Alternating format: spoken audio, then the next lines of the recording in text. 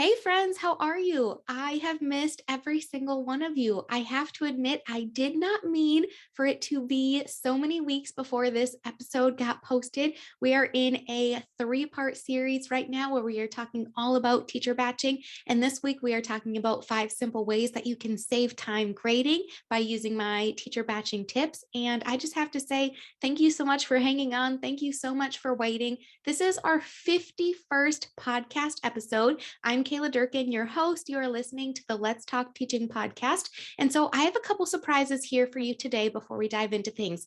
First things first, I told you that if you left a review, a surprise would be waiting for you. So if any of you have left a review, please screenshot your review and email it to me at northdakotateaching@gmail.com. And I will choose a few of you to send over some coffee gift cards or Target gift cards or whatever, just a little something to say thank you for being here, but also to say thank you for taking time to leave a review. The whole purpose of leaving a review is because we want other people to be able to find this podcast. I'm assuming because you come back week after week listening to this podcast that you agree that there is some valuable content, and we want other teachers to be able to find this content too. The more reviews we have, the more searchable the podcast is, and the more that people can find it and it can help make an impact, which is what this is all about. I want teachers to feel confident and supported in the classroom. That's why I do these podcast episodes almost every week. I know it's been a couple weeks since the last one has been posted, and we will be missing a few weeks because of the holiday season. I want to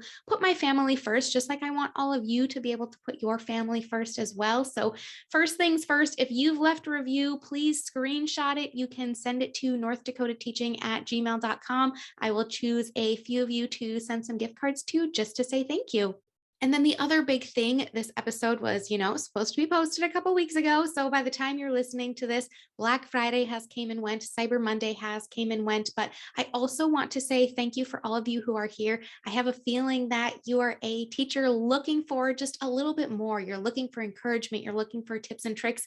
And that's what the Blossoming Teacher course is all about. I am sure you all know all about that because you've been listening to these podcast episodes, but it is just a place where we come together, where we support teachers, whether they are first year teachers or teachers who have been teaching for a while. There is a whole teacher PD portal filled with everything you could need, from curriculum mapping to lesson planning to classroom management, morning meetings. It is all in there. So we have this portal full of videos waiting for you. And then we get together every single month and we hang out and we talk through different scenarios that are going on in your classroom, and we just build each other up. And so if you are interested in joining the Blossoming Teacher course, we are doing a Black Friday, Cyber Monday sale, which I know has already came and went, but 35% off the lifetime membership because of COVID, because of everything that's going on.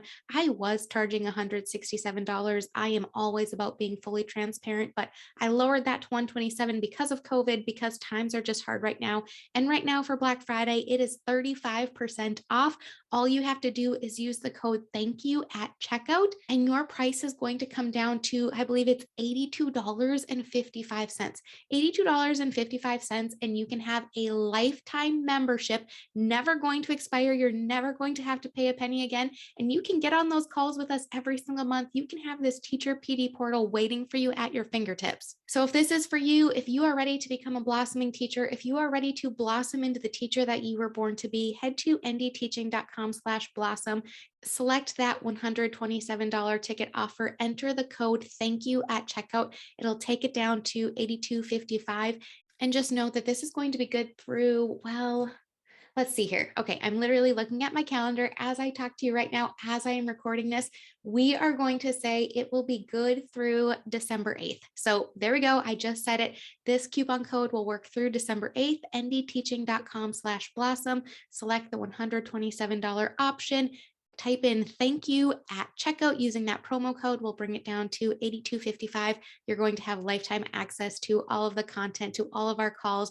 We're going to hang out every single month. It's going to be the best time ever. We already have so many teachers who have joined us. We get together every single month and we just seriously build each other up and just feel so good when we leave those calls. So if you are just looking for those relationships, if you are looking for a group of like-minded individuals who are going to be there for you every single step of the way, That's what this course is all about. Don't hesitate. I promise you, I'm like 99.999% sure you will probably never see this offer again. So get in on it while you can. If you're student teaching, now is the perfect time to join us.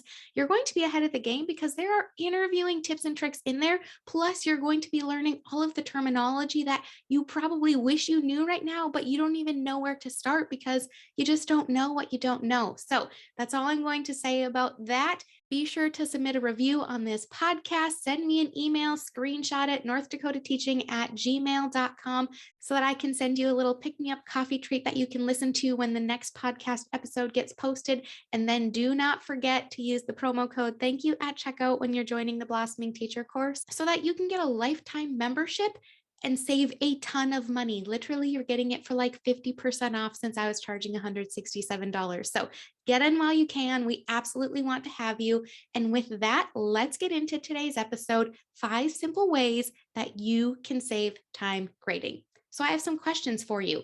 Would you rather have someone do all of your lesson planning or all of your grading? Or how about taking over all of your recess duties for the week or doing all of your grading for the week? Or would you rather have someone make a difficult phone call home for you or do that day's grading for you? Since you're here, since you're listening to today's episode, I'm assuming you're much like me and you would choose helping with grading any day of the week. I can handle the lesson planning. I can handle recess duties and after school duties. I can handle those difficult phone calls home. But what I can't handle is the grading. It's just not fun. It is just not enjoyable. And actually, this is ironic, but when I was a 6th grader, I thought that grading papers was the coolest thing ever. I would visit some of my previous teachers after school and help them with their grading. I would do some spelling worksheets for them. I would do some math worksheets for them. I absolutely loved it. The pens were so fancy. The stars were so pretty. Using stickers was so much fun. But I guess my definition of fun has changed a little bit over the past 20 years. And I just don't think grading papers is that much fun anymore. So today we are going to be covering part 3 in our 3-part series, which is all about how you can cut down on your planning and prep time and stick to your contracted hours by using this little hack that I like to call teacher batching. If you haven't already done so, go back through, listen to the past 2 episodes. It would be episode 49 and episode 50. I want to make sure that you hear some of the background information on this first before you take time to listen to today's episode. For those of you who are in the classroom right now, I don't know if you have realized this yet. If you have not yet, you will soon. That having late work turned in is probably one of the biggest punishments on the planet, especially for complex assignments. Anytime I've ever gotten in a late assignment, it always just frustrates me because I have to go back and find that answer key. I have to be sure that I'm grading it as fairly as I graded everyone else's previously, which sometimes could have been weeks or even a month before that. I very quickly realized that I could save time by batching my grading, but I would also save my sanity. I had to get myself into a routine that helped me feel more confident about when I was grading, about how I was grading it, and a system that just saved me so much time. So today we're going to be talking about 5 different tips. And the first tip that I have for you is to assign based on quality, not quantity. First things first, be intentional with what you're assigning. Be sure that you've taken time to review the classwork ahead of time so that you can be purposeful in the tasks that you are asking students to complete. I think it's fair to say that we have all been in a situation where we maybe didn't preview the assignment as well as we should have. And while all of the students were working through the assignments, we kind of had to go back and maybe reteach something a little bit differently, or maybe we didn't teach it in the lesson at all. So we had to pause the class and kind of go over it right there in the moment because we maybe just didn't realize the assignment was going to ask for it. We really want to get ourselves out of situations like that. If you have not been in that situation, then you probably don't even need to be listening to this podcast episode, but I can certainly tell you I have been there. So this practice can be a hard habit to get into, but it really starts with beginning with the end in mind. You guys know I'm a big Stephen Covey fan. So start at the very end of your unit and ask yourself, will this assignment help students achieve the end goal? What are the target standards really asking? What will students be assessed on at the end of the day? Once you can answer these questions, you can build your final assessment. From there, work your way backwards. What lessons need to be taught in order for you to get your students to proficiency within those standards? What practices might they need along the way to get to that proficient state? Now that you have those questions answered, you're going to be able to start planning purposeful assignments that are going to reinforce the skills that are being taught during the lesson. We don't want to assign our students busy work because we feel like they need practice. We want to pre plan for misconceptions and guide our tasks based on the practice they will need. Thinking about quality over quantity when working towards a specific standard, you can assign a juicier task that kills multiple birds with one stone rather than assigning a large amount of questions. Using math, for example, do your students really need to do 20 of the exact same type of problem for you to know that they are proficient? Or can you assign maybe 5 practice problems and 1 or 2 juicy tasks instead that are really going to get to the heart of the content and help you know where your students are truly at? Whether we're talking about identifying a part of speech using the Pythagorean theorem or labeling the structure of an atom, chances are we will know within the first few questions if our students know how to do it or not. We do not need to ask them the same type of question 20 times just to have them show us 20 times that they're still not sure what they're doing. Yes, students need practice, but we need to be purposeful in the tasks that we're assigning so that we're using our time wisely. And that's also going to help us cut down on grading significantly because we're not going to have to grade items that didn't need to be assigned in the first place. Tip number 2, here we go. We need to rethink our homework. I am all for classwork and I'm all for having students work on tasks independently, but I've never been big on assigning work that is expected to be completed at home. If a student isn't using their time wisely and needs to take an assignment home as a consequence of their actions, that's just a little bit different. But for the most part, I try to keep all of the work that I have assigned as in class work. Throughout my time as a classroom teacher, I've realized a few things. For starters, the students who are doing well in class, who maybe don't even need the assignment, are usually the ones who have their homework completed for the next day. The students who are struggling, the students who need more support, the students who need more practice, they are the ones who typically do not have their assignment done. Or if they do, they magically got help from an adult who maybe actually did the assignment for them or just had them write in the answers. If they're not getting the work done in school, they're probably not going to get it done at home either. And a lot of times they don't even have the support at home that they need to help them get that homework done. Another thing I've really realized is that we have incredibly high expectations for our learners. It seems like there is less and less time for creative play, recess, and just allowing kids to be kids. Music and gym class are getting shorter. Math and reading blocks are getting longer. No matter how many PBLs we do, there will always be more that our students need, but sometimes that more isn't necessarily academically driven. Our students need time to pursue their passions as well. They also have responsibilities at home. They're involved in this and that and another thing. The pressure to succeed is higher than ever for them, and the amount of students who are struggling mentally because of this intense pressure is becoming more and more every year. So let's just give them some time to be kids again, to play with their neighbors next door, to pick up a game of football at the field, to have time to work a part time job or to make a little extra spending money. Let's be intentional about our planning and the time that we have with our students inside of our class.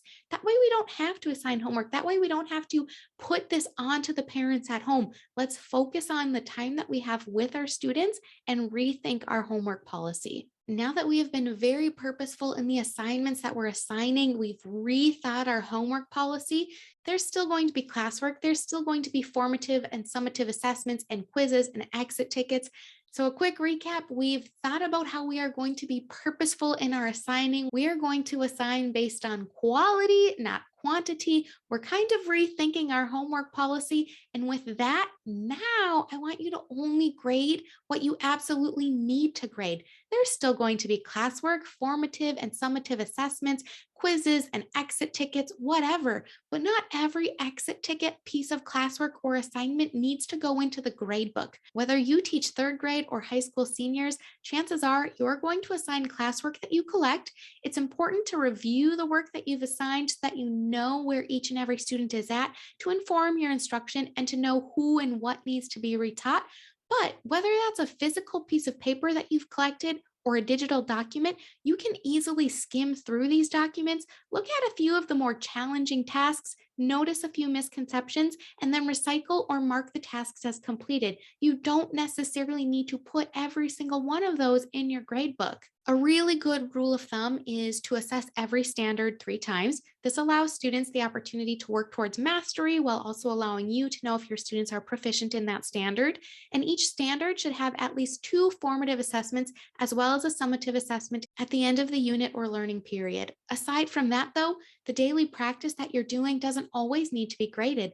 Think quick writes, think pair share, graphic organizers, small group instruction, whiteboard utilization, group tasks, Scoot activities. There are so many ways that students can work towards mastery and can practice in class without having to do a paper pencil assignment that requires you to grade it and has to go into the grade book. Tip number 4, use class checklists to stay organized. I am a firm believer in hands-on practice, using manipulatives, task cards, escape rooms, project-based learning, but at the end of the day, there are still certain assignments that do need to be done paper, pencil, or digitally. These are the assignments that tend to stack up and cause us the most stress. These are the assignments that typically overwhelm us because we're trying to keep track of who turned in what class papers belong to whose is still missing, and sometimes we're just eyeballs deep in digital assignments that need to be graded or checked off the list. So, when all of this is stacking up against me, I have a few ways that I like to stay organized when grading assignments. But my favorite way is to use student checklists. If you do not have checklists that you're using right now, please go to ndteaching.com/checklist and check out mine. I know they're going to be a game changer for you. So, with these checklists, I know you can't see them yet, but once you see them, all of this is going to come to life and it'll make so much more sense. So, I like to print off little checklists. So, just to give you a visual idea, these are little skinny checklists. They are just a little bit bigger than a bookmark. They have all of my students' names on them, and I like to print them off and I have them handy at all times when collecting physical papers. There are a few ways that you can use these checklists, but the main goal here is that you are going to collect assignments one by one, either by calling students up to turn in assignments, having your VIP student collect assignments, or even having your students mark or highlight their name as they turn in the assignment. You can use whatever system works best for you, but as you're collecting these, you're simply going to either check off each of the names as you collect them, or you're going to mark them missing or that they were absent, or whatever it is for the day. Any of those students who are gone, you need to put a corresponding mark next to their name so that when you're going back through, you remember why the paper was turned in late, why you had to collect it at a later time. This absolutely does not have to be anything fancy. I quickly just write an A for absence, an L for late work, or whatever letter makes the most sense to me in that moment. This part is crucial though, because you'll want to know why an assignment might be missing or if something was turned in late, so that when you're ready to put it in the gradebook, if you have to deduct points because something was late, if your school is still using a point system, you have all of that information that you need. Now, it's really important that you are collecting these assignments in alphabetical order. This is going to save you so much time when you're grading because you don't have to sort all of the papers. You will already know whose papers are not in there. You will already have it all stacked up and ready to go. You are ready to grade it. You will have it paper clipped together so that if you teach multiple grades or multiple subjects, everything is organized for you. There is nothing worse than having a turn-in tray just stacked to the brim with all of these papers that are all out of order. And first, we have to go through and sort them into each of the piles that they belong in. But then after that, we have to go through and put them all in alphabetical order. That is so time-consuming. So here's what you're going to do. You're simply going to have your class line up in alphabetical order. It helps to have a class list posted on the wall, especially in the beginning. I just post my class list on the wall in the inside of my classroom for reasons. Then my students know when it's time to line up, they're going to line up in that order. They are going to turn in their papers to me. Maybe I'm at a small group table. Maybe I'm standing at the front of the room, whatever it is, they're going to turn them in one by one upside down. I will have a pile of papers that is in alphabetical order. I will have my checklist right there. Any of the students that were missing, I will have marked them. I'm going to put my paper clip on that stack of papers, and then I'm going to put that in my tower drawer. You guys know I love my tower drawers. I'm going to set them in there, and then when it's time to grade, Everything I need is right there for me. If a late assignment gets turned in, I will simply put it at the back. That way I know that it got collected. That way I know if I need to mark it that it was late or that they were absent or whatever it is. Maybe they were gone on an excused absence so that no points get deducted, whatever. I have everything ready to go, alphabetical order, no stress whatsoever when I sit down to grade them. For real though, this method literally takes less than 2 minutes to go through. Once you're done, you have that stack of papers in alphabetical order. You have a checklist of whose has been turned in and whose was missing. You'll be able to clip those assignments together. You'll have your checklist right there. You'll have your rubric or your answer key clipped right to them. Anything else that you would need, you can clip those all together and then just put it in that stack to grade later. I know that we are used to having students turn their papers into the tray whenever they're done. And I actually still do this too. I still have my students put them in the tray if I'm not collecting them till the next day. But the next day, right away, I tell them to go get their papers out of the tray. They can go to the back of the room. They can sort through them. They can figure it out. They are problem solvers. And then I simply have them get in line. It takes 2 minutes. They line up. They turn them into me. I have them all collected and I do not have to stress about them later.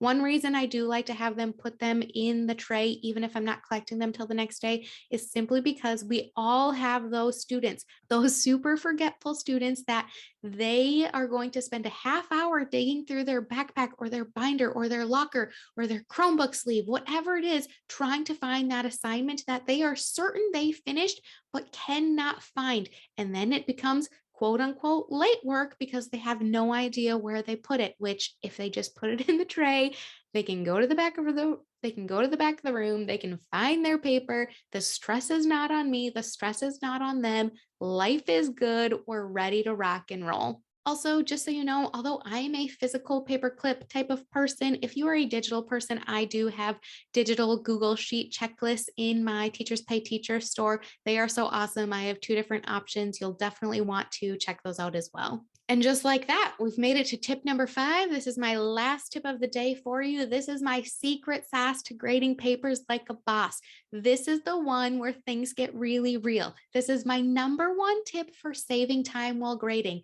Now that you've reconsidered the amount of homework you're assigning, you've prioritized what you're going to grade, everything that needs to be graded is paper clipped or waiting for you inside of your digital platform. This is the secret I've been dying to share with you. Normally, I would ask you to keep this just between us, but because this is a tip that I want everyone to know, feel free to share it with all of your friends.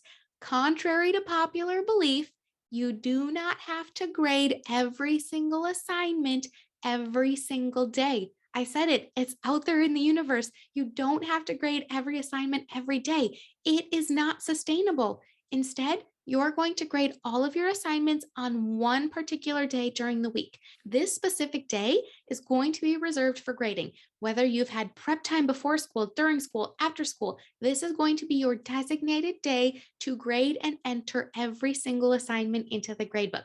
Why, you ask? Well, for starters, when we try to grade assignments here and there throughout the week, we're starting and stopping the process so many times that we're just wasting all of our time during prep. By the time we organize the papers alphabetically, we spend time getting out our answer key, we get interrupted 3 times, a student comes back from gym class with a bloody nose, we try to log into our digital gradebook platform. It just feels like we never ever get anything accomplished. We aren't going to spend 5 minutes here or there trying to get a little bit graded at a time. Instead, you're going to choose one day a week where your entire focus for the day is grading everything that's already in your alphabetical paper clipped stack. Everything is ready to go for you. You already know whose papers were turned in on time and whose were late. You already have the rubric or your answer key ready to go. You are ready to politely shut your classroom door, turn on the latest T Swift album, and start busting out these grades. Once you get into the rhythm of it, you're going to get faster and faster each week. This really is a mindset shift, though. You need to be committed to grading on the day that you have set aside to grade. You can't get distracted by the treats in the staff room. You can't get sucked into checking your email and then going down a rabbit hole. You need to stick to the task at hand, get everything graded, enter it into the gradebook, and celebrate by leaving at your contracted time. If you're doubting me just a little bit, here are 5 more reasons why I believe teacher batching your grading is the ideal way to grade. Grading late work suddenly becomes manageable because your students have a couple extra days to get it to you. Now, don't let them know this. Don't let them know that it's okay to be late. But for you, it's going to be so much more manageable because you are not trying to grade late assignments every single time they come in. Another reason is because all of your grades are going to be updated and finalized once per week. You will always know on that specific day of the week, your gradebook is as updated as it can possibly be. And that is a really, really good feeling. In addition to that, students and families will know when they can check that online gradebook. They'll start to realize that, oh, every single Wednesday, all of these assignments get entered. Every single Wednesday, I can log in and check how my students doing in their classes, see where they're proficient, see where they need some more help, see what maybe is missing, whatever. It really is awesome for those parents to kind of have that consistency too. Probably my two favorite reasons, though, are because one, no more hauling papers home every single night, especially if you're the kind of person that lets them just sit in your backpack and you hold them for no reason, but also because you are going to save so much time and you are going to save your sanity. I promise it is going to change your life. So once you get into a grading habit that works for you, it still might be your least favorite thing. Certainly for me, it is my least favorite thing, but at least it's manageable. So just a few more bonus tips that I'd like to mention that are going to help enhance your grading experience. Number one, enter papers directly into the online gradebook after they are graded instead of putting them into a paper gradebook and then putting them into the computer. It is a huge time saver. And do you really need that paper gradebook? I mean, unless someone's asking to see it, it's not really necessary. Number two, channel your inner sixth grade self and use a fun colored pen, stamps, stickers, whatever, just to make it more fun for you. And the students are going to love to see that kind of stuff too. Number three, create a really cute needs to be graded folder to keep your ungraded assignments organized until your grade batching day comes along.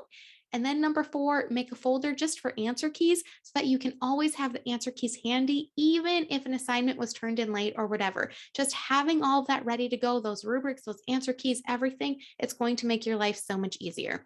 So, with that, we have made it to the end of our 3-part teacher batching series. I truly hope these teacher batching hacks change your life. I certainly know they changed mine. You guys know when I was a first year teacher, I was spending, 15 to 20 extra hours a week in my classroom. And that's just not sustainable, especially as we get married, we find partners, we start to have babies, all of that stuff. It's just not realistic. You are a person first and a teacher second, and you need to have a life outside of your classroom. So I hope all of these tips are going to be incredibly helpful to you. Please share them with your friends. Send your friends and your colleagues on over to this podcast. Send them to the blog. All 3 of these episodes are also in blog format too. So you can send them out as an email. They can read them in their spare time, whatever. But I just want to help as many teachers as I possibly can. So, with that, the next episode that we are going to have is actually going to be about managing the holiday season. I know as a classroom teacher, that can get super, super stressful. So, I hope you're looking forward to that. Do not forget to leave a review. We really want as many people as possible to find this podcast. And last but not least, you have until December 8th to become a blossoming teacher member and to blossom into the teacher that you were born to be. Be sure that you head to ndteaching.com/blossom. You are going to use the promo code thank you. You are going to receive 35% off your lifetime membership, and you are going to join a group that is there to support you every single step of the way. So thank you so much for being patient with this episode. Thank you so much for being here. You all have no idea how much you each mean to me. I cannot wait to talk to you next week. Have a great day.